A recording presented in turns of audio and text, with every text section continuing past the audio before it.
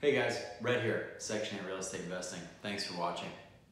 This is a topic that I've touched on in some other videos, and I want to just reiterate it and make it pretty clear. This is a common theme that's coming up over and over again with some of my coaching clients, and I wanted to talk about it briefly and just kind of get it in your minds what we're looking for and what I'm saying when I talk about vacant units versus buying a property that already has tenants in it, whether it's a cash paying tenant or a Section 8 tenant, all right? Which is why today's episode is gonna be about vacant versus bad tenant, okay? So for example, I have a client right now that we're in discussions pretty much daily about acquiring a new property, and right now on the market there are a lot of people looking to liquidate their assets because we're at a really high real estate market, right? So people are saying this is a really good time to sell. And then on the other hand, we have a lot of people saying, wow, this is a great time to buy because I need an asset that's gonna keep appreciating, right? Nobody knows when this is gonna turn downwards, or maybe if it does at all. Okay, so there are a lot of people that wanna buy.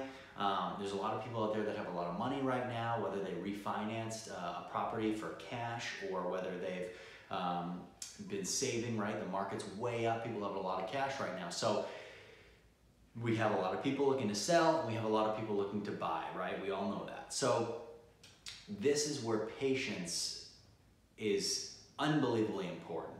And that's one of the main themes that I keep reiterating to some of my clients, and I have to keep reiterating it to myself as well. Why is that? Well, that is because sometimes if our only option is to purchase a property with a tenant in it, sometimes our best option is to not purchase it at all. Why? Well, a vacant property is better to deal with than a bad tenant. It's always easier to find a tenant, go get them, screen them, put them in a property, and know that you found the right tenant, opposed to all the questions and all the history of buying a property that already has a tenant, right? For example, if I say to you, hey, I have a fantastic investment. I'm gonna sell you this house. It rents for $2,000 a month. The tenant is great. Oh, they're the best. The first thing you're gonna ask me is, why are you selling it, right? And that should be the first question that all of you have. Tenants paying, you read these ads on Zillow, you read these ads on the MLS, right? These descriptions of the property that you wanna buy. And it says, property listed at X amount of dollars and tenants paying $2,000 a month. You're like, wow, that's pretty dang good. Yeah, it is pretty dang good. Why is somebody selling it? Right? Now they could just be capitalizing on the fact that it's appreciated a ton and they want to move that money from that asset into something else. But in real estate and in investing period, you always have to ask yourself questions. What's the worst case scenario? Well, the worst case scenario is I buy this property, maybe this person hasn't paid rent in 2 years, and I'm acquiring this property with a squatter, right? Now, you can do all your due diligence. You can say, I want the rent roll, I want this, I want that, I want proof the tenant's been paying, I want this, and you can get it. But at the end of the day, if you go to the closing table and you purchase that property and that first of the month rolls around, you don't get paid, guess what? It's on you, okay? What are you gonna try and go after that previous owner after you've already purchased the property? You can, but we can avoid it.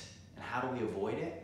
We make sure that if we're buying property with tenants in it, we know what's going on. And that's really hard to do. So for a lot of you first-time investors, for a lot of you out there who are looking to buy your first rental property, this is a huge concern. I would much rather you buy properties vacant and put a tenant in them than purchase a property that already has a tenant. Now, you might say to me, Rhett, if it's Section 8, what could go wrong? If it's Section 8, we're guaranteed that money anyway. That's correct. And if you are purchasing a property that has a tenant in it and they are Section 8, you need to reach out to the caseworker and make sure, hey, they're still on, you know, X percentage per month in guaranteed rent, because what's happened to me in the past is I've purchased properties that have Section 8 tenants in them, and ironically, the day I close on it, 2 days later is the first of the month, and guess what? So-and-so, my tenant, just was told that they're going from 100% backing by Section 8, they're going from a 100% subsidy voucher to a 0%, okay? That happens. It's craziness. Don't fall into that, okay? If given the choice, get the vacant unit, find your own tenant, screen them, have your property management company do it, start from scratch. Don't inherit someone else's mess, and ask questions. All right, guys, that's vacant versus bad tenant. If you have questions, comments, leave them below. I'll get to all of them. Thanks, guys.